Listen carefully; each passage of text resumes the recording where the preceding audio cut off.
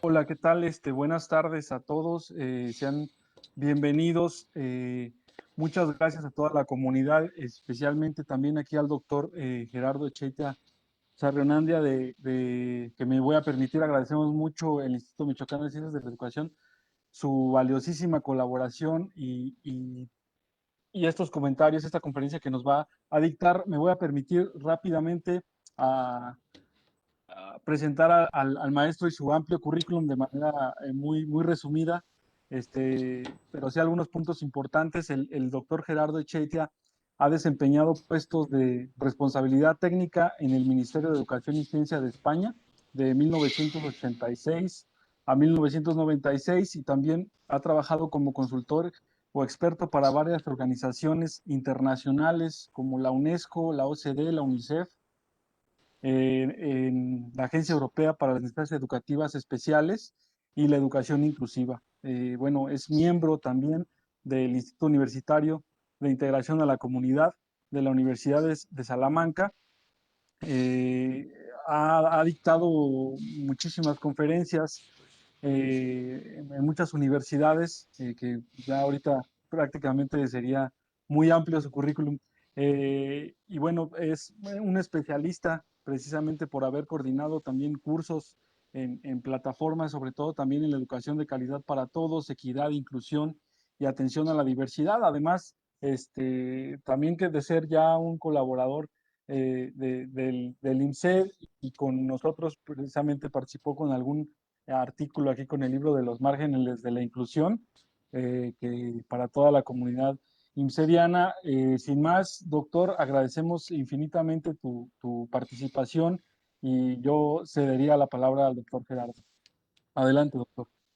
Muchas gracias, Carlos. Muchas gracias a todas y a todos vosotros por vuestra cariñosa invitación, que me llena de satisfacción y de orgullo saber que puedo pensar conjuntamente con vosotros y con vosotras en este desafío que tenemos compartido, que es el de una educación más inclusiva.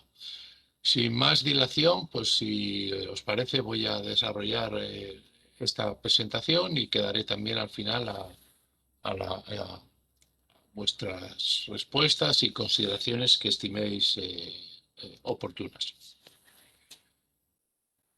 Uno siempre tiene el deseo de querer compartir muchas cosas, muchos análisis sobre este tema, que por definición es un asunto complejo, es un asunto sistémico, que tiene muchos elementos. De ahí esta imagen de fondo que tenéis en relación a una campaña que es una serie de engranajes, todos ellos necesarios para que algunos mecanismos funcionen. Esta campaña, que ha funcionado en España en los últimos meses, en el contexto de un proceso de reforma educativa que también hemos empezado, y que se ha llamado así, con este eslogan que tiene muchos elementos muy potentes, que es educación inclusiva, quererla es crearla. Y me va a servir un poco como la idea del logo, como eje de análisis de mi presentación. En ese sentido, pues voy a ir utilizando algunas preguntas en relación a qué es eso que queremos, quién lo quiere, para quién lo queremos, por qué lo queremos, y ese va a ser el hilo argumental de mi intervención, que podría ser también, por lo tanto, el hilo para sus reflexiones. ¿Qué es lo que queremos cuando hablamos de educación inclusiva? ¿Por qué? ¿Para qué? ¿Quién? ¿Con qué alcance? ¿Qué tenemos que hacer para llevarla adelante? A eso responde, en general, va a responder mi intervención. Siendo que, como acabo de decir, es un asunto complejo, es un asunto, diríamos, que tiene muchas piezas. Me gustaría poder tener oportunidad de hablarle de todas ellas, pero no va a ser posible, y entonces, por una parte, pues me van a quedar algunos elementos o muchos elementos fuera, y por otra me va a obligar a ir un poquito rápido. Espero que eso no les incomode, y lo hago en beneficio de poder tener el mayor número de elementos posibles para su reflexión y comprensión. Bueno, la primera tal vez y más importante pregunta se me ocurrió en un momento determinado, era insisto, tomando como trasfondo ese bonito eslogan de educación inclusiva, quererla es crearla, la pregunta es, ¿qué es lo que queremos, ¿no? Y lo que queremos, que tiene muchas facetas, podríamos en buena medida traducirlo en términos, o lo más esencial de lo que queremos es construir una sociedad, vivir en una sociedad, ir construyendo y dando pasos, obviamente, para ir avanzando hacia una sociedad donde la dignidad humana sea el elemento central y constituyente de nuestro modo de convivencia. Es decir, que la dignidad en términos de reconocimiento de iguales derechos y oportunidades a las mujeres, independientemente, por otro lado, de la orientación afectivo-sexual que cada uno tiene, de nuestras identidades de género, que cada vez observamos como elementos cambiantes precisamente, de nuestras funciones y o capacidades o discapacidades, independientemente de nuestros grupos de referencia étnicos. Aquí hay la referencia a un grupo muy importante español que no me cabían en la transferencia un mosaico de todos los grupos originarios de México, independientemente del estado de salud, independientemente de los credos y creencias que uno tenga, en definitiva, independientemente de dónde vivimos, de a quién creemos, a quién queremos, en qué creemos, cuál es el color de nuestra piel, etcétera, etcétera. En definitiva, lo que queremos, y esta es la esencia de este proyecto, lo que queremos es una sociedad con mayor equidad. Es importante porque hay que destacar entonces que esto de lo que vamos a hablar no es un asunto técnico, no es un asunto relativo a cómo hacer con algunos alumnos en los colegios, no es una cuestión pequeña relativa, insisto, a unas determinadas poblaciones escolares con algunas características, sino que es una oportunidad y por ello un desafío también con todas sus dificultades añadidas, es una oportunidad de repensar qué sociedad queremos. Y si no compartimos esa meta final, si no tenemos claro que esa es la sociedad a la que queremos avanzar, difícilmente podremos plantearnos que la escuela que tengamos o que tengamos que transformar contribuya a esa sociedad. Por eso yo siempre empiezo estos análisis que terminan luego hablando de la escuela y de elementos propios de la acción educativa. Ese es el título de mi intervención. ¿Cómo serán los centros? ¿Cómo pueden ser los centros y las aulas para que sean inclusivas? De poco no tendría sentido empezar por ahí, por el final, si no entendemos claro el para qué. Y ese para qué, como repito, fundamentalmente, aunque podría tener muchos matices, tiene que ver con el desarrollo de una sociedad, insisto, con mayor equidad, con mayor justicia, con mayor reconocimiento a la dignidad de todos los seres humanos, precisamente en un marco de derechos y deberes. A veces se pregunta que esto de la inclusión, alguien le oye decir que esto de la inclusión, bueno, pues es algo que quieren unos locos, unos académicos que siempre están elucubrando, o que es una cosa que desean algunas familias que tienen hijos con discapacidad y que desean una cosa que es imposible. Bueno, yo quiero responder que me parece que no, que quien queremos eso, lo queremos mayoritaria, democráticamente, el conjunto de esto que llamamos mundo, de planeta, esto que llamamos sociedades que vivimos en esta Pachamama que llamamos Tierra. Y así lo demostramos desde que, por cuanto desde hace más de 70 años, acordamos un marco de derechos humanos para que rija nuestra convivencia. Y por eso desde entonces, desde hace más de 70 años, democráticamente, y me parece muy importante enfatizar este democráticamente, porque no es algo que imponen unas personas, no es algo que impone un grupo dominante, un partido con una determinada ideología de un tipo o de otro. No, no. Democráticamente, a través de nuestros representantes en los más altos niveles de representación y discusión internacional, como es el sistema de Naciones Unidas, desde hace más de 70 años venimos conviniendo lo que algunos expertos han llamado un código internacional de derechos humanos, que no hace sino decir esto: queremos vivir en esta sociedad, queremos construir una sociedad que reconozca los derechos civiles y políticos de todos, queremos vivir una sociedad que no maltrate, elimine, por supuesto, ni degrade a la mujer, queremos vivir una sociedad que reconozca los derechos del niño, queremos vivir una sociedad que elimine todas las situaciones de discriminación, queremos vivir en una sociedad perdón, en una sociedad que reconozca que las personas que consideramos con discapacidad forma parte de eso que llamamos todas las personas y por lo tanto tienen los mismos derechos que el resto. Afirmación que se ha realizado hace no mucho tiempo, en el año 2006, con motivo precisamente de la última de esas grandes convenciones internacionales en materia de derechos humanos, la primera del siglo XXI, que ha sido precisamente la Convención sobre los Derechos de las Personas con Discapacidad. Es una más en esta ambición que vaya desde el principio por delante, que es una ambición que tiene que ver con todos los seres humanos, con un todos donde hay siempre, obviamente y lamentablemente, hay algunos de ellos que tienen circunstancias personales o sociales que les hacen estar en situaciones de especial vulnerabilidad. Pero esta no es una ambición, ni es una tarea, ni es un tema vinculado a qué hacemos con determinados alumnos o alumnas con necesidades especiales, etcétera. Y por eso, dicho sea de paso, siempre resulta un poco difícil su encaje, como que parece que siempre va de la mano de la educación especial, cuando creo que tiene que ser un eje transversal en muchos ámbitos. Y por esa razón, insisto, para que nadie diga, ¿quién quiere esto?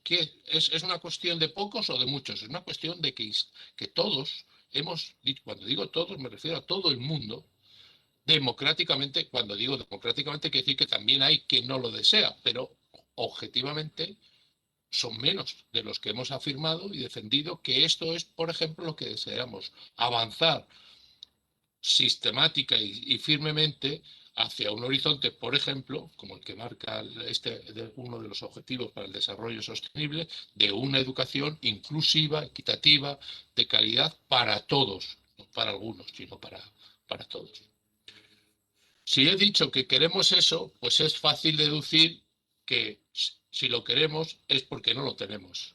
Si lo tuviéramos, estaríamos pidiendo otra cosa. Si tuviéramos esta sociedad ya construida, pues estaríamos seguramente pidiendo otra sociedad. Y lo que estamos pidiendo es porque vivimos cotidianamente por todos los lugares del mundo. México no es una excepción, como no lo es España, donde esta imagen se produce apenas unos miles de kilómetros de donde yo estoy, es decir, en la frontera europeas, a raíz de los movimientos migratorios procedentes de la guerra de Siria. Por lo tanto, vivimos situaciones de enorme inequidad y de iniquidad también, como la que lamentablemente vimos motivada por el presidente, ahora ya expresidente Trump, cuando separaba en la frontera a los migrantes de sus hijos. En ese sentido, por lo tanto, queremos avanzar, queremos trabajar, queremos construir esa sociedad, porque obviamente no la tenemos. Y lo queremos, insisto, para todos.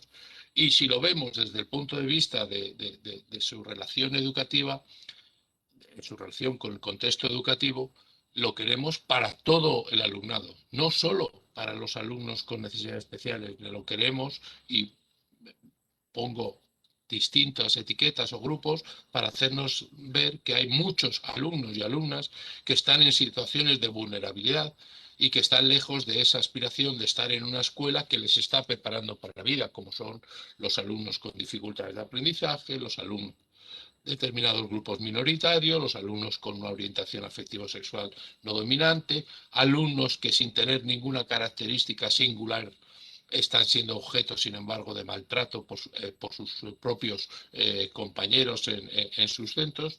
Son esos miles y miles de alumnos en todo el mundo que abandonan o que terminan la educación escolar obligatoria sin la adecuada certificación y sin las competencias suficientes para poderse incorporar con unas ciertas garantías a un mundo cada vez más complejo y difícil. Son esos alumnos incluso que aun cuando terminan con certificado, terminan, podríamos decir, tan machacados que no tienen ninguna motivación para seguir estudiando, cuando en estos momentos sabemos que la formación es la principal base para poder aspirar, no para conseguir, sino para por lo menos poder aspirar a una vida un poco mejor, con mayor nivel de calidad.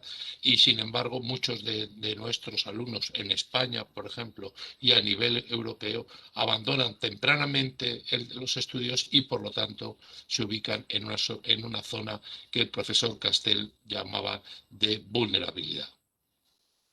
La pregunta entonces, creo, aunque en parte ya me refería, es qué debemos hacer más justa y más igualitaria. Entonces necesariamente no nos queda otra que hacerlo a través del desarrollo de sistemas educativos de calidad, más inclusivos, más sensibles a esa enorme diversidad de necesidades de aprendizaje que surgen a lo largo de toda la vida. Esta es una condición sine qua non. Si queremos una cosa, tenemos que hacer lo otro. Obviamente vivimos situaciones de enorme contradicción porque, lo dicho, su gobierno, como el mío, han ido a Naciones Unidas, han ido a Washington, han ido a Nueva York y han firmado solemnemente todas esas convenciones a las que me he referido. Por lo tanto, están diciendo sí, México y España, por centrarme en las dos que estamos hoy aquí en esta reunión, queremos esa sociedad, aunque luego no está muy claro que estemos dispuestos a construir las condiciones escolares para que ello sea posible. Pero eso es lo que queremos, eso es lo que tenemos que hacer. Y eso es también, en el ámbito específico de la educación, lo que venimos pidiendo y reclamando y trabajando desde hace tanto tiempo. Si queremos esa sociedad, la escuela tiene que encontrar la manera. Esta es la llamada a sus docentes, esta es la llamada a los jóvenes profesores y profesoras que están saliendo y que pronto egresarán del Instituto Michoacano de Educación. Ustedes tienen que estar preparados, tienen que tener la actitud y las competencias para educar con éxito a todos los niños, todos. Por supuesto, incluyendo en ese todos aquellos que habitualmente consideramos como justo incluso que estén segregados, es decir, a los estudiantes con discapacidades que consideramos graves. Y vuelvo a utilizar un condicional. Si eso es lo que queremos, lo que no nos sirve es la escuela que hemos heredado en los últimos 3, 4, 5 siglos, lo que ustedes quieran ponerse a mirar para atrás. Esa escuela homogénea, esa escuela que trata de clasificar, precisamente de homogenizar, de meter a todos los alumnos en un molde, que inmediatamente que algunos de ellos no encajan en esos moldes son expulsados de una u otra manera. Esa escuela, mayoritariamente, con todas las excepciones que quepa tener, es la escuela que tenemos hoy en día en su país y en el mío y en tantos otros lugares del mundo, con pequeñas variaciones, con avances, en algunos sitios notables, mucho más coherentes con esa ambición y en otros mucho más incoherentes. Esa escuela es la que tenemos que repensar y, por supuesto, es la que tenemos que cambiar. Este es un concepto nuclear para el cual también debemos preparar a todos los futuros maestros. Tenemos que pensar que el cambio es la quintesencia de esta ambición. Cómo transformar ese sistema educativo tan complejo, con tantas piezas, como hacía mención al principio, para que pueda reorientarse y configurar un avance fundamental hacia un sistema, hacia una sociedad más inclusiva. Aquí entonces aparecen a borbotón un montón de preguntas de nuevo. ¿Cuál es esa motivación para el cambio? ¿Qué nos sostendrá en ese cambio? ¿En qué niveles tenemos que introducir cambios? ¿Qué condiciones escolares lo facilitan? Dicho sea de paso, preguntas todas ellas que tienen que encontrar respuesta de alguna u otra manera en los procesos de formación que ustedes reciban. Porque si no salen capacitados de su formación inicial para enfrentarse precisamente a los complejos desafíos vinculados al cambio educativo, entonces de nuevo estaremos viviendo una tremenda distancia entre lo que reclamamos y lo que hacemos. Si he dicho, he repetido varias veces ya que estamos ante una situación compleja y con muchos elementos, es obvio que el cambio tiene que producirse también a muchos niveles. Voy a referirme a 3 niveles de análisis que espero que les ayuden para llegar en algún momento, obviamente, al nivel del centro, de las culturas, de las prácticas, que es a lo que da sentido o daba el título a mi intervención, pero que, vuelvo a señalar, si de entrada me ubico aquí, hubiéramos perdido elementos importantes de ese mecanismo más complejo en los cuales en algunos tenemos menor capacidad de intervención y por ahí solo nos quedará intervenir como ciudadanos exigiendo que lo que ocurre, como diré en un momento, fuera de la escuela sea coherente con lo que hacemos dentro de la escuela y por otro lado, en otros, claro que tenemos mucha capacidad de intervención. Hay un nivel de intervención que lo llamamos ecológico, está más allá de las puertas de la escuela. Y eso que ocurre más allá de las puertas de la escuela incide muy fuertemente en lo que ocurre en la escuela. Por lo tanto, necesitamos políticas que bien podríamos decir en cierta medida educativas, pero que no son de educación escolar, sino que tienen que ver con la mejora del empleo, de la salud, de la vivienda, de los servicios sociales, de la seguridad.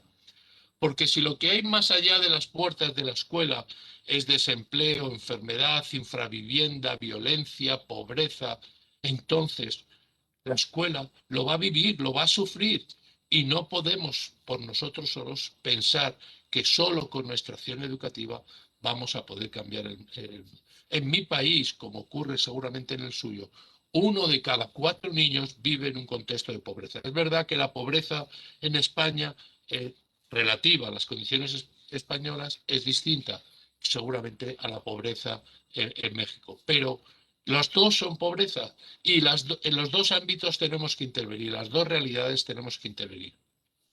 Como tenemos que tomar conciencia que hay que intervenir ya no solo en lo que ocurre puertas afuera de la escuela, sino en el conjunto del sistema educativo. Lo he repetido varias veces, este no es un asunto que tenga que ver con qué hacemos, cómo trabajamos, cómo adaptamos el currículum para algunos alumnos con necesidades especiales. Es una necesidad, por lo tanto un desafío, también una oportunidad para repensar profundamente el conjunto del sistema educativo, qué se enseña, todo lo que se ordena alrededor del currículum, cómo ordenamos el sistema educativo, cómo formamos precisamente, por ejemplo, a nuestros futuros docentes, a profesores y profesoras.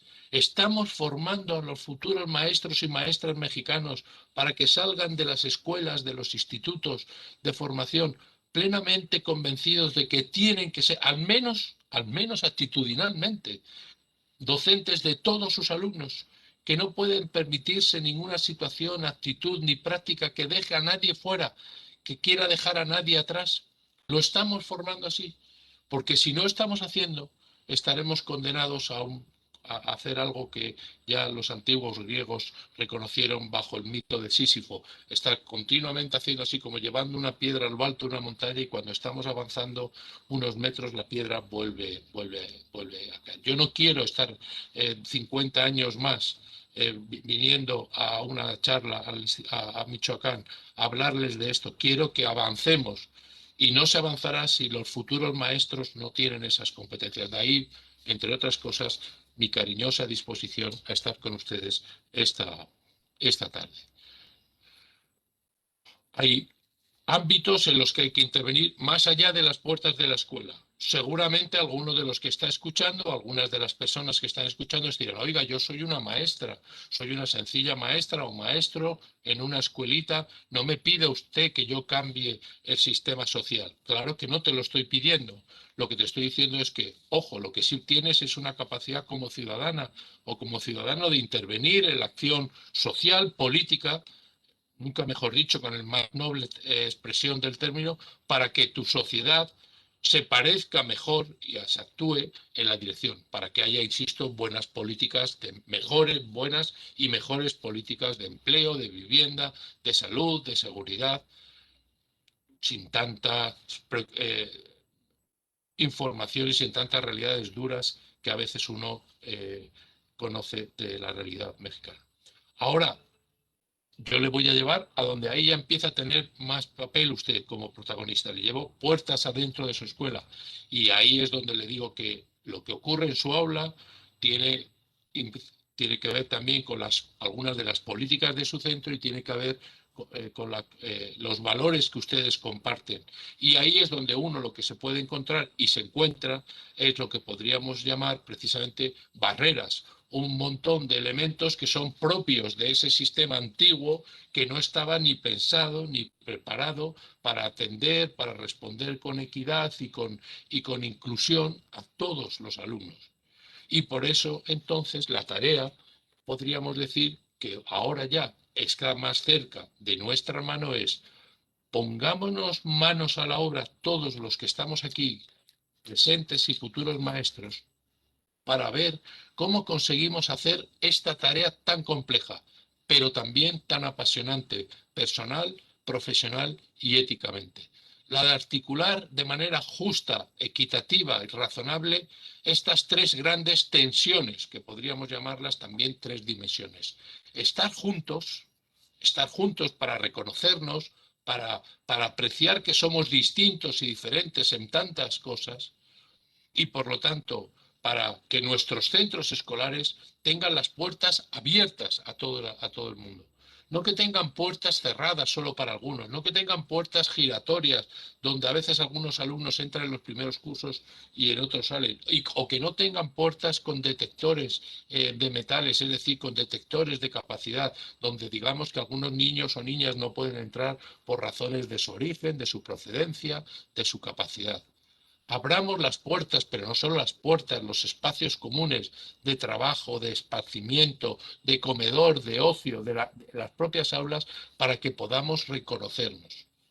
Y por lo tanto, ya desde ese punto de vista, pongamos todas las cautelas y enciéndanse todas las luces rojas ante cualquier decisión que tienda más bien a lo contrario, precisamente a segregar, a diferenciar, a separar a los alumnos en grupos, en aulas, en programas distintos, bajo la creencia supuesta, altamente, reiteradamente demostrada falsa, de que esa atención supuestamente homogénea en grupos separados será más beneficiosa para ellos. Falso.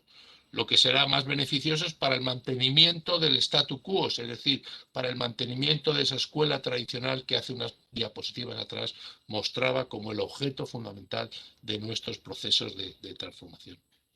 Tenemos que articular no solo el objetivo no es solo que los niños estén, que algunos a veces lo han cifrado solamente en eso, y cuando te hablan de inclusión te dicen, no, es que aquí tenemos, mira, un porcentaje de niños de estas características en el centro. Vale que estén, pero si están, pero no están sintiéndose partícipes, si no se sienten que forman parte de un grupo, si no tienen oportunidad de tomar parte en las decisiones que les ocupan, entonces lo que nos vamos a encontrar es con situaciones de menosprecio, de maltrato y de manipulación. Y eso no puede ser la base de ninguna acción educativa positiva. Por lo tanto, la segunda dimensión, la segunda trenza o segunda hebra con la que tenemos que trenzar las oportunidades de estar juntos es estar, pero estar bien, estar sintiéndome, insisto, partícipe de este proceso, sentirme que tengo relaciones positivas, sentirme que tengo amistades, que se me quiere, que se me aprecie. Y por supuesto, uno va a la escuela por eso y también por aprender, como he dicho desde el principio, al mayor nivel posible, no con las mejores expectativas y no precisamente mediatizado por expectativas prejuiciosas, por estereotipos o por concepciones tendentes a pensar que uno no va a poder aprender. Y hacer esto está ya en las manos de los docentes.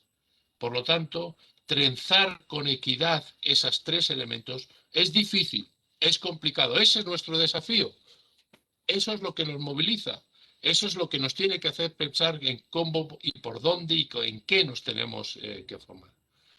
Obviamente, estos cambios también los podemos ver como desde el punto de vista de que son cambios que también son en último término cambios en mis concepciones y en mis valores, en cómo yo pienso que tengo que actuar. Si en mi cabeza está el pensamiento de que lo mejor es separar a los niños, diferenciarlos entre chicos y chicas, o diferenciarlos entre buenos y malos, o buenos regulares y malos, actuar grupos diferentes, si en mi cabeza está una creencia instalada, vete a saber por qué, de que hay algunos alumnos que nunca van a aprender, haga yo lo que haga. Si esa es mi concepción, evidentemente mis prácticas como docente serán coherentes. Tendré grupos separados, algunos les atenderé pensando que como tienen capacidad van a poder aprender, y a los que pienso que no la tienen, pues diré, me darán pena, diré pobrecitos, etcétera, etcétera.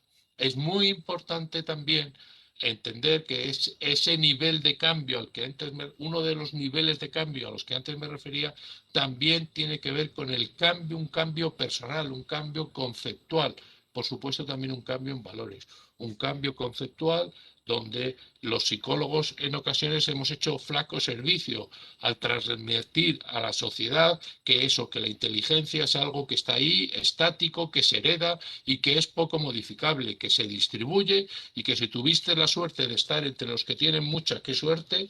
Si tuviste la suerte de estar al menos entre la mayoría de los que tienen una inteligencia normal, hemos dicho, pues qué suerte para ti y qué pena por usted, como diría un buen colombiano, si es que estás en el grupo de los que tienen menor inteligencia. Esta visión tan determinista, tan estática de la inteligencia nos ha hecho mucho mal, y tendremos que estar muy atentos a que no sea esta la concepción de la inteligencia que se esté generando en sus procesos de formación, o que se esté transmitiendo en sus procesos de formación. Hay concepciones sobre la inteligencia y hay valores o actitudes que también se interrelacionan y que de nuevo van a condicionar nuestra relación. Actitudes vinculadas fundamentalmente a nuestra visión sobre qué es eso de la diversidad.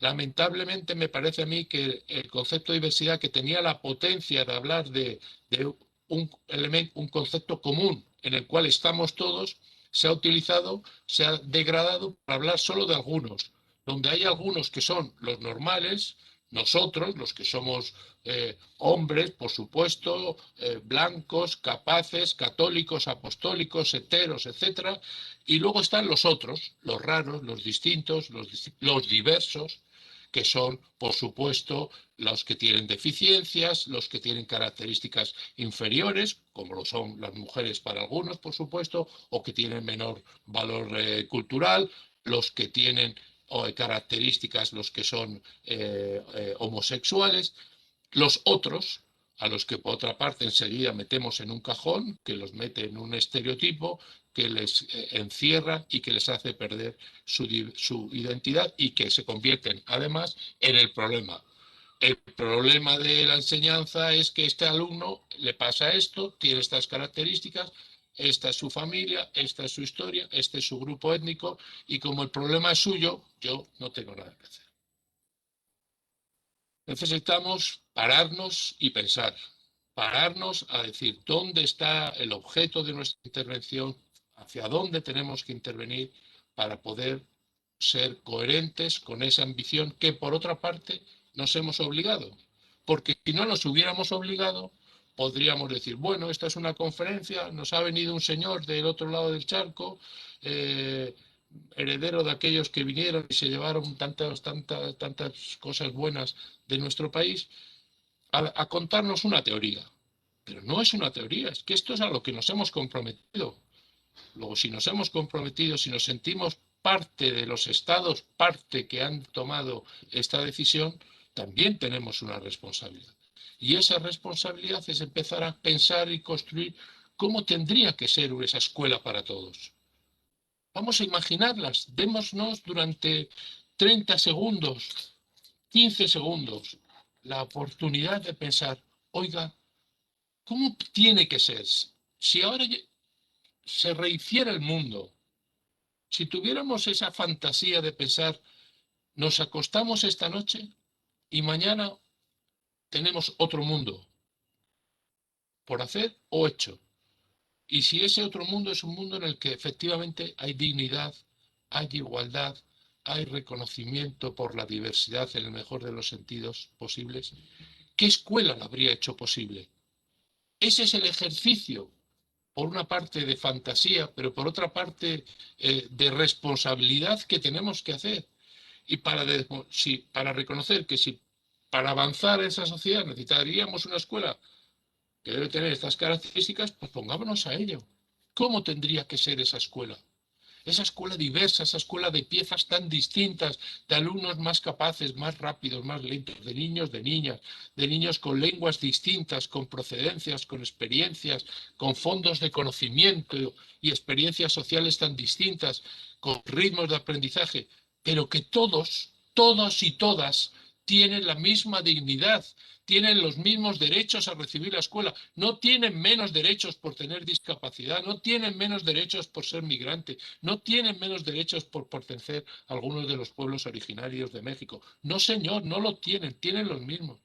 Y tienen el derecho a recibir una educación al máximo de sus competencias y de sus capacidades. Y si eso es así, caray, ¿cómo tendría que ser esa escuela? Y volvamos un poquito para atrás. Y la respuesta, de momento, más fácil es decir, pues no parece que pueda ser la escuela que ahora tenemos, a la que bien podríamos calificar como la escuela de talla única. Es decir, en la que aplicamos los mismos sistemas de prácticas, es decir, la misma forma de presentar los mismos contenidos, la misma forma de enseñar y de motivar, la misma forma de expresar lo que hemos aprendido, la misma forma de evaluar, los mismos ritmos de aprendizaje, lo mismo, lo mismo, lo mismo, lo mismo, lo mismo. Pero no me han dicho usted que tenemos un grupo de alumnos diversos, que por definición los tenemos, más o menos, con mayor amplitud, pero todos los alumnos que uno tiene en su clase, todos son distintos unos a otros. Pueden tener algunas cosas en común, ser chicos o chicas, algunas cosas, pero poco más. Luego, si todos son distintos, ¿a qué viene este esquema que tenemos? Que efectivamente hemos desarrollado durante muchos años. ¿Por qué? Porque durante muchos años los que no se acomodaban a este esquema los sacábamos fuera. Nos daba pena, les decíamos que lo sentimos por usted, pero ya está, se quedaban fuera. Porque la escuela que hemos construido, pues nos bastaba con tener jóvenes, muchos que pudieran resolver las necesidades de nuestro sistema de producción, etcétera, etcétera, y podíamos prescindir de los prescindibles, como ha hablado algún académico. Y como podíamos prescindir y nos parecía que era aceptable prescindir de los prescindibles, pues hemos seguido durante muchos años teniendo este sistema.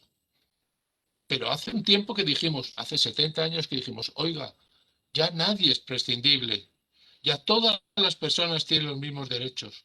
Luego, si eso es así, tenemos que ponernos a repensar profundamente el sistema, las prácticas educativas, las escuelas que tenemos. Y ese es y de nuevo, obviamente, ¿qué palabra aparece? Cambiar, cambiar, cambiar. Había hace tiempos una película famosa que se llamaba así, Danzad, danzad malditos. Pues yo la retitulo diciendo, cambiad, cambiad. Bueno, lo de malditos no, porque parecería que si no que fuera una negación. ¡Ea! Les invito, cuando yo termine esta conversación con ustedes, les invito a que ustedes sigan pensando, trabajando frente a este enorme desafío. ¿Cómo construir una escuela para la diversidad? Una escuela donde todos los niños podamos darles oportunidades justas, equiparables, no las mismas, porque sería de nuevo volver al error. No estoy diciendo darle lo mismo a los niños distintos, sino dar cosas que sean equiparables, justas, equitativas. ¿Cómo tendría que ser esa escuela? No solo, pero la buena noticia que les traigo hoy es que no solo la queremos, es que sabemos crearla. Tenemos herramientas, después, a pesar de todo, tenemos herramientas, tenemos elementos, tenemos experiencias, tenemos centros, tenemos documentos, tenemos guías que nos dicen cómo hacerlo. Y todas ellas, todas esas experiencias, cuando uno las pone en común y ve qué es los principales denominadores comunes, los principales denominadores comunes son que todas ellas promueven y de alguna manera se basan en promover las oportunidades de elegir, la diversidad, la riqueza, la variedad, las oportunidades, digamos, de personalizar lo que se enseña y cómo se lo enseña. Y para ello, modificando, transformando, repensando toda la acción y todos los elementos y los espacios de la acción educativa. Y tenemos desde hace tiempo, insisto, recursos, conocimientos, saberes que se acumulan uno y otro y otro y otro. Las revistas están repletas de información y de conocimiento, y hoy buena parte de ese conocimiento lo tenemos a golpe de pocos clics, y por lo tanto la buena noticia es sabemos cómo hacerlo. No es que sabemos exactamente lo que yo tengo que hacer para mi niño Juanito mañana en clase, pero tenemos más que de sobra elementos inspiradores para que maestras y maestros innovadores con ganas, con actitud, puedan transformar su realidad acorde con sus circunstancias sociales y materiales a esta ambición. Sabemos que tenemos que jugar, por ejemplo, con todas las inteligencias que tienen nuestros alumnos, que no podemos hacer una educación inclusiva si todo lo que hacemos en la escuela gira fundamentalmente solo sobre aquella inteligencia intelectual o que medían los test de inteligencia.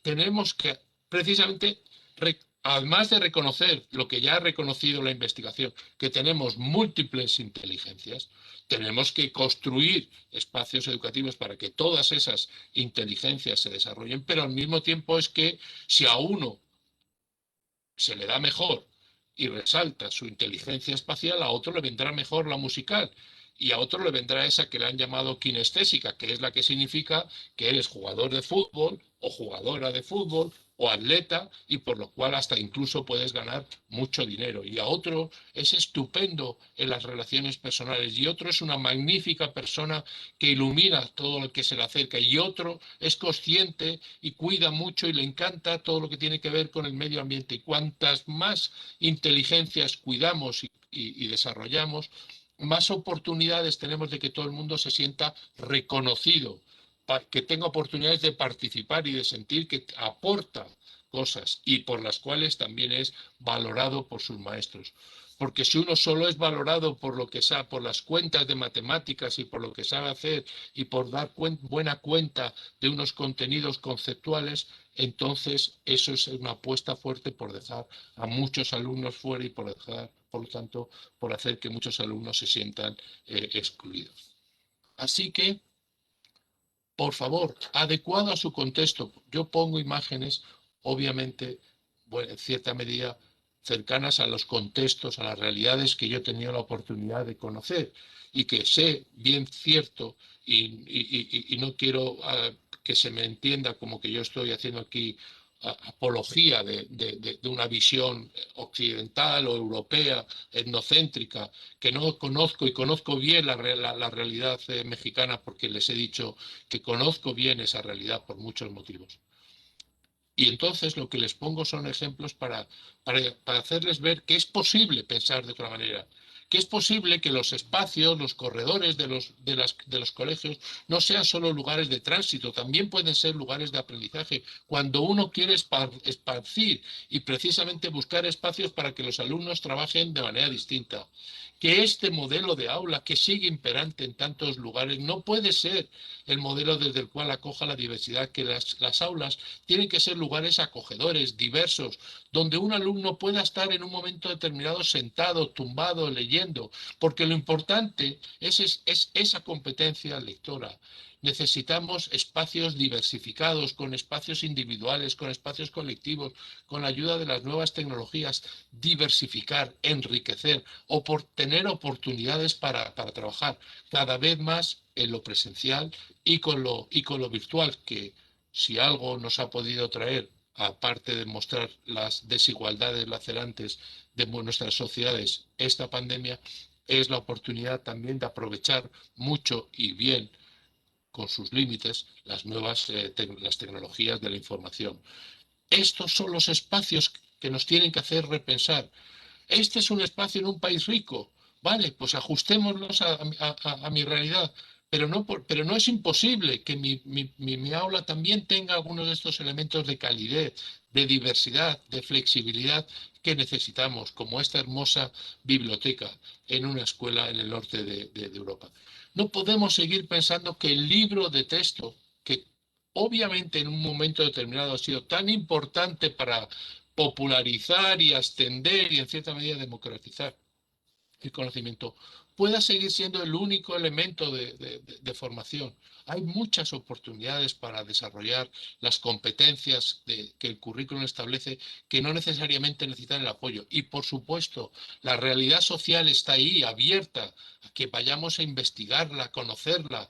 Es una fuente rica de saber, de conocimientos necesarios y con elementos añadidos que facilitan esta ambición de construir oportunidades de aprendizaje y de participación para todo el alumnado, moviendo y cambiando ese esquema tradicional donde los niños solo están aislados, trabajando individualmente o colocados en filas y mirando a la profesora como si fuera la única fuente de saber.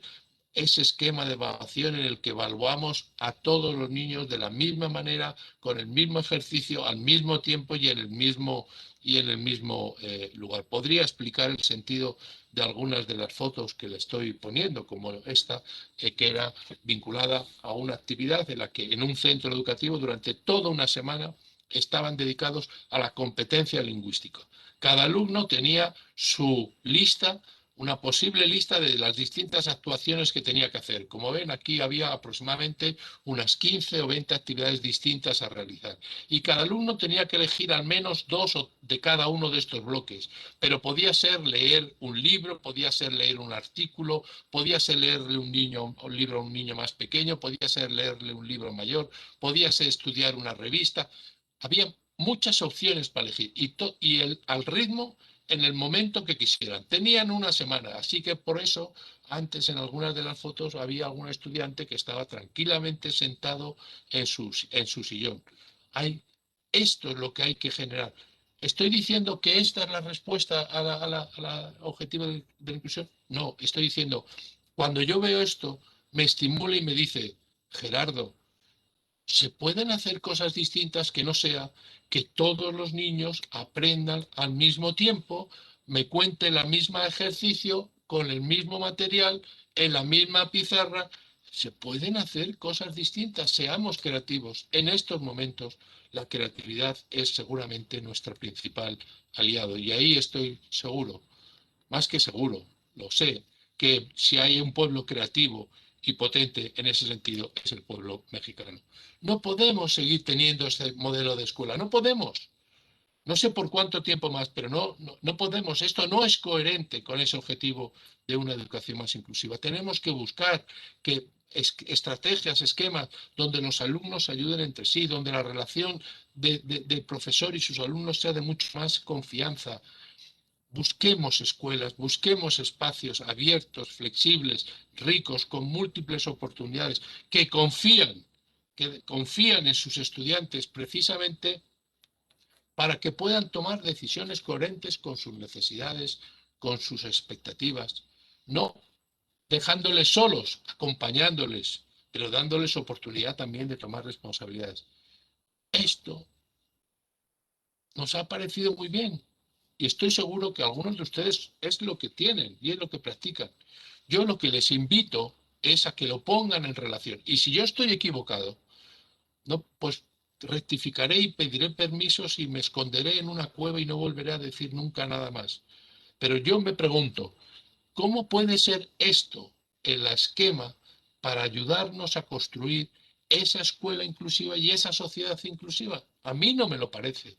Yo tengo que pensar en espacios o en oportunidades donde aquí hay dos maestros que están trabajando en un aula grande que tiene muchos alumnos que a su vez están cooperándose y ayudándose y están trabajando sobre proyectos personales. Aquí también hay tres adultos, 1, 2 y 3, en un espacio estimulante, rico, diverso, atractivo. Este es un país rico. Bueno, pues pagámoslo aunque sea con materiales más pobres y pidamos que, por supuesto, tengamos las mismas características y calidad que tienen algunos otros, pero eso es lo que necesitamos. Y como necesitamos que la escuela reconozca las lenguas, las originarias, el castellano, las lenguas de los pueblos originarios, las lenguas específicas que necesitan algunos alumnos, como la lengua de signos o de señas, o los pictogramas que necesitan los sistemas complementarios de comunicación.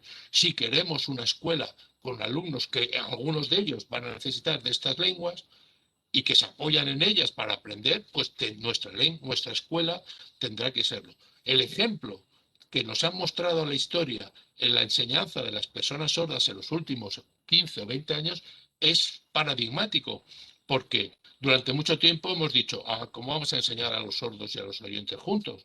Porque claro, porque los sordos, por definición, con perdón y con cariño y respeto, no oyen y los oyentes sí.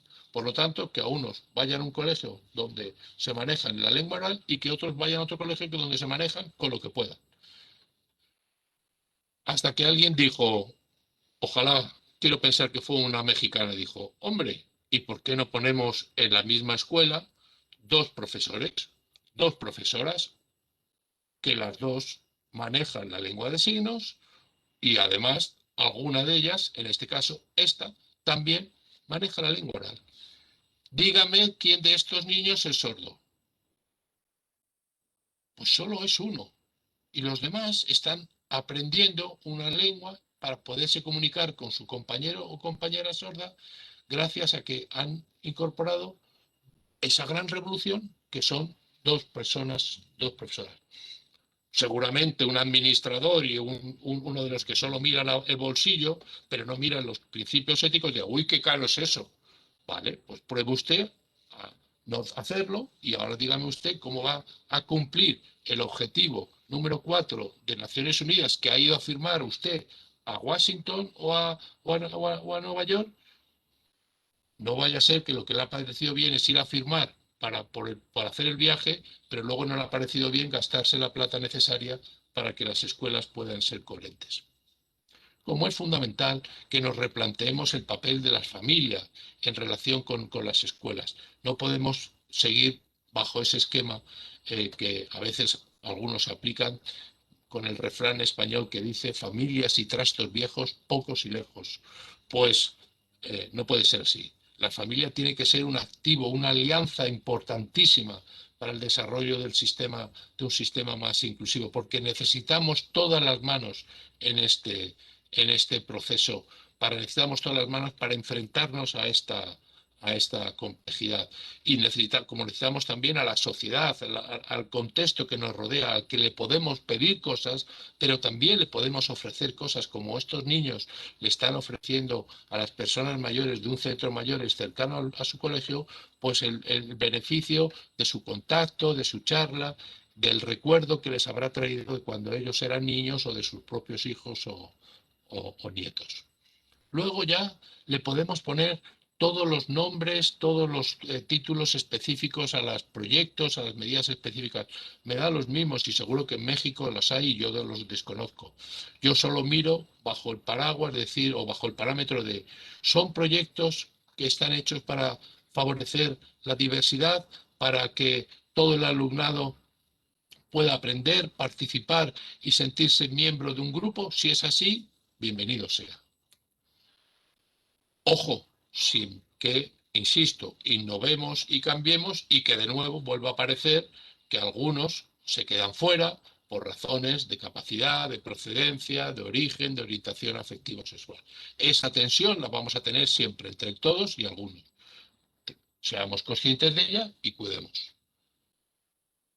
He dicho desde el principio, no solo queremos, de ahí lo bonito de ese eslogan en parte, educación inclusiva, quererla es crearla.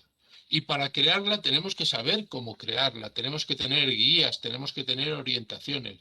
He dicho desde hace ya un buen rato que lo tenemos, que lo sabemos. He mostrado imágenes que apuntan, a que nos hacen pensar que hay cosas que es posible. He dicho que hay trabajos y vuelvo a recordar algunos documentos muy conocidos seguramente también por ustedes que están ahí para ayudarnos, para guiarnos en este proceso, entre otros, como el bien conocido y difundido también en México, la Guía para la Educación Inclusiva de los profesores Melanchko y Tony Wood.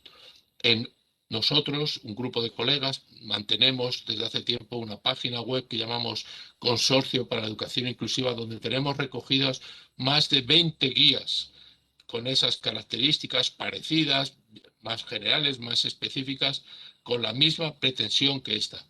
No están solos ante este desafío, no están solos sin saber qué hacer, ni cómo hacer, ni por dónde intervenir. Tienen recursos disponibles, o al menos deberían tener esos recursos disponibles a su alcance. Bueno, estoy terminando, solo me quedan 2 minutos para terminar mi intervención. He hecho del cambio el elemento central de mi intervención. He hecho del cambio el concepto que nos tiene que generar las preguntas que necesitamos, en qué niveles, qué condiciones, quién tiene que cambiar, cómo se tiene que cambiar. También podríamos entonces preguntarnos sobre facilitadores y obstáculos. Tendríamos que preguntarnos, obviamente, por lo tanto, ¿por qué nos resistimos tantos a cambiar? ¿Por qué si tenemos convicciones? ¿Por qué si tenemos conocimientos? ¿Por qué si tenemos experiencias? ¿Por qué si tenemos el compromiso formalmente asumido al más alto nivel legal y legislativo y moral que puede darse un país para sí, como es a veces su propia constitución o sus leyes? ¿Por qué nos resulta tan difícil cambiar?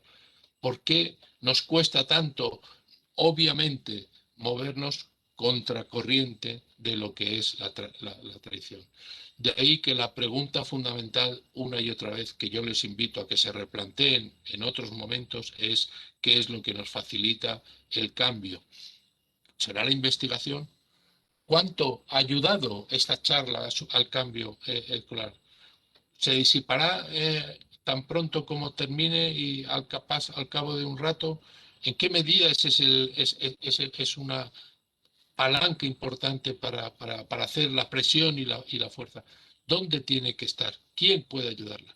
No puedo contestar hoy todas estas preguntas. Tengo algunas intuiciones y algunas certezas respecto a algunas, pero las dejo para otra oportunidad de contacto con ustedes. Pero comparto que son preguntas necesarias.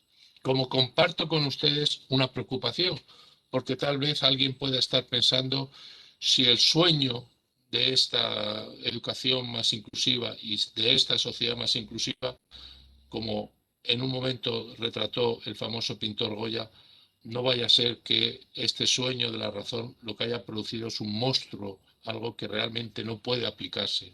¿Habremos ido demasiado lejos? ¿Habrá que recalibrar, como decía algún académico, la inclusión? ¿Será que lo único que podemos aspirar es a que sea posible hasta cierto nivel en algunas etapas, las primarias, la infantil, la primaria, solo para algunos alumnos, pero no realmente para todos? ¿O solo en algunos centros, esos que son siempre pioneros, marchosos, con ganas de innovar y de cambiar? ¿Habremos producido un monstruo que no somos capaces que nos va a devorar, es decir, que nos devora y que nos hace generar mayor ansiedad y mayor preocupación? Lo podríamos tal vez decir de otra forma. ¿Realmente seremos capaces de vivir juntos, como nos propone el profesor Alan Turing? ¿Sabremos, podremos vivir juntos? A eso es a lo que hoy les he traído a esta conversación, a estos desafíos que son globales, que son sistémicos, que son ecológicos, que tienen que ver con nuestra sociedad, pero que también les interpelan a ustedes, a todos y cada uno de ustedes como profesionales de la educación en sus aulas y en sus centros escolares. Sin duda alguna ese es un proceso complejo, difícil, desafiante, lleno de tensión, de angustias, de emociones negativas. Y en ese sentido a veces a mí me ha recordado como la tensión que viven los trapecistas cuando les piden hacer un triple salto mortal hacia difícil. En las difíciles circunstancias en las que se viven tantas poblaciones en México, con maestros y maestras que tienen una consideración social muy poco elevada, con salarios difíciles, con condiciones personales y sociales difíciles. Ahora usted me pide que dé el triple salto mortal de hacer todavía más inclusiva mi clase. Y eso lo entiendo humanamente, porque a mí me pasa, porque yo también soy docente, me genera mucha ansiedad.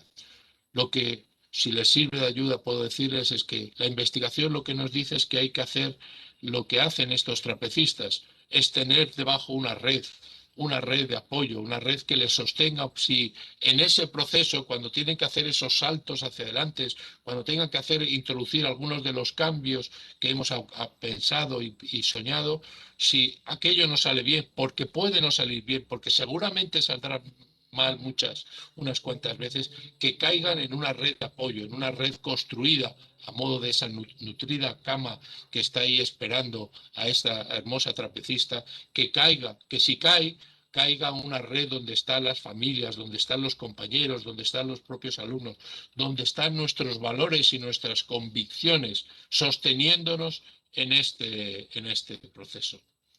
Porque ese sueño de una sociedad inclusiva no está ahí fuera solo, no está esperándonos dentro de 10 años, está todos y cada uno de los días en nuestras escuelas, en nuestras aulas.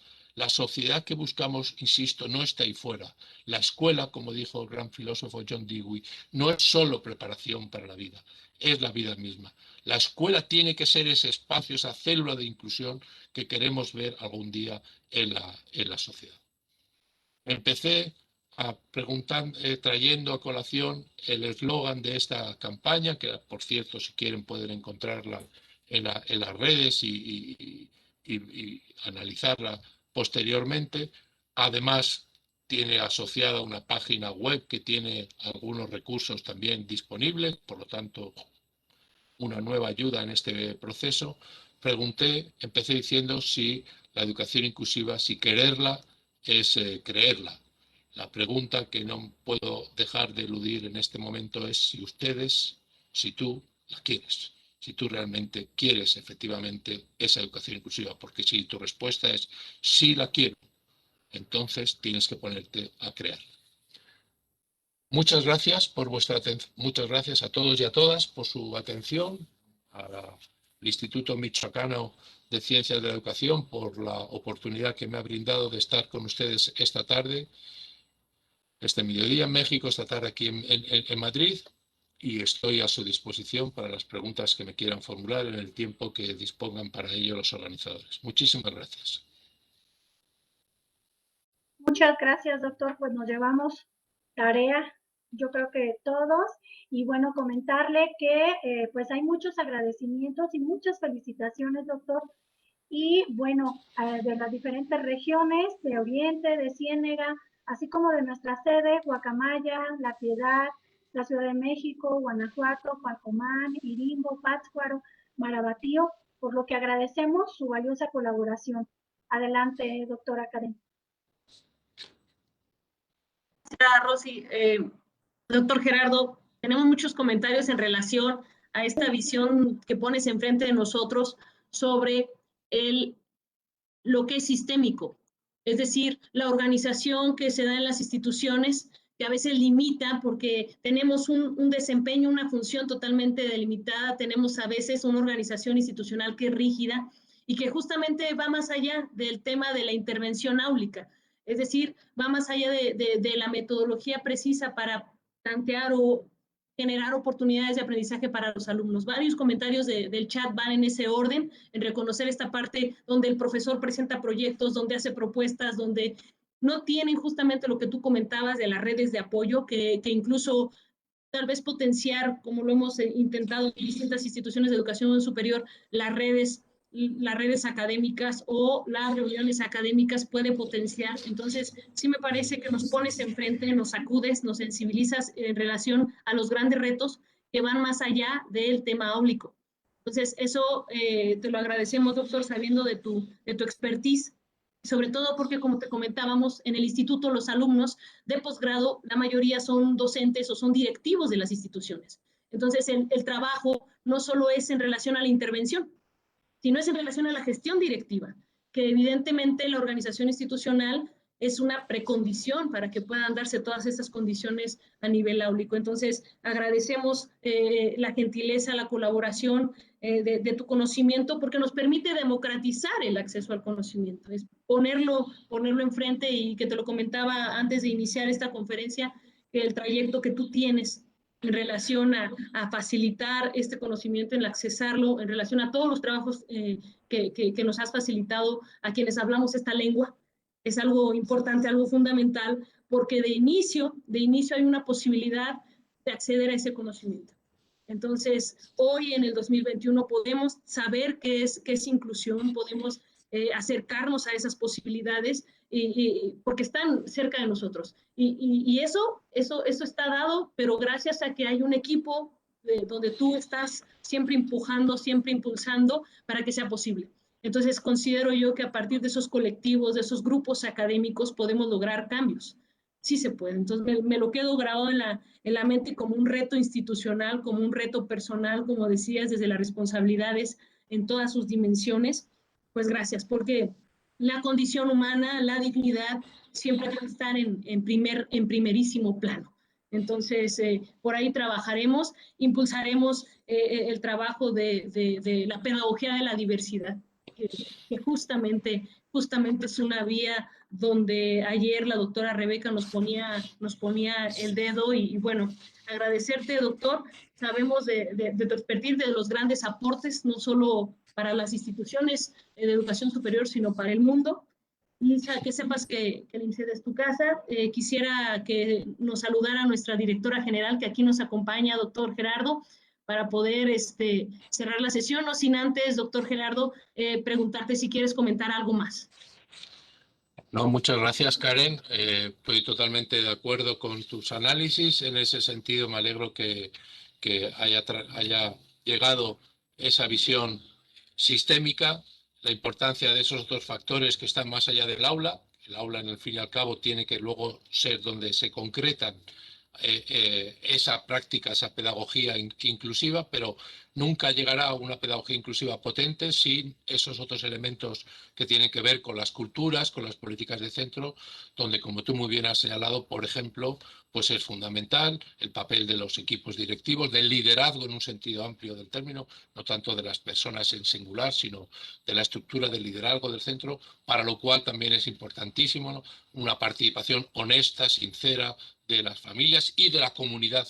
Por lo tanto, ahí son ámbitos. Yo sé que ahí hay dificultades, sé que ahí hay barreras, pero hay que afrontar esas barreras y no caer solo en pensar que esta es una cuestión que tiene que ver, como tú me hubieras dicho, con lo que ocurre en el aula. Doctor, y antes de maestra Cecilia, de que podamos cerrar, les recuerdo que el doctor hizo una colaboración fantástica en el libro de los márgenes de la inclusión. El año pasado, doctor Gerardo, por la pandemia suspendimos el coloquio. Iniciaba la pandemia y nosotros estábamos con el coloquio en puerta. Generosamente nos compartiste tu aporte. Y les digo a todos de nuestra comunidad, doctor, que está disponible en descarga gratuita en internet el libro. Es de acceso para las personas que gusten. Ahí nos hablas justo de esta conferencia que nos diste, doctor, de los centros y aulas inclusivas, características y desafíos compartidos. Entonces, que sepan que la página del INSEAD está disponible el libro. Y gracias, doctor Gerardo. El INSEAD es tu casa. Maestra Cecilia, adelante. Doctor, de verdad, muchas gracias. El Instituto Michoacano de Ciencias de la Educación le agradece y reconoce el valor de su participación en nuestro 22º coloquio de Educación Especial e Inclusión Educativa, que por primera vez en función de la pandemia se presenta por medios virtuales, y por eso contamos con su generosa participación. Desde México, muchas gracias, doctor Echeita. Nos identificamos en el compromiso que pone ante nuestros ojos por supuesto, desde la interrogante, desde la búsqueda y desde la acción. Muchas gracias, doctor. Este es su caso. Muchas gracias, directora. Agradezco de nuevo en su persona la invitación a estar aquí con ustedes y encantado de estar hoy y de estar otras veces, que sean tantas veces como sea necesario. Lo esperamos pronto. Gracias, espero que así sea. Muchísimas gracias. Que pasen un excelente día.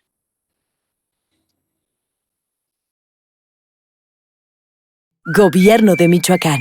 Michoacán se escucha.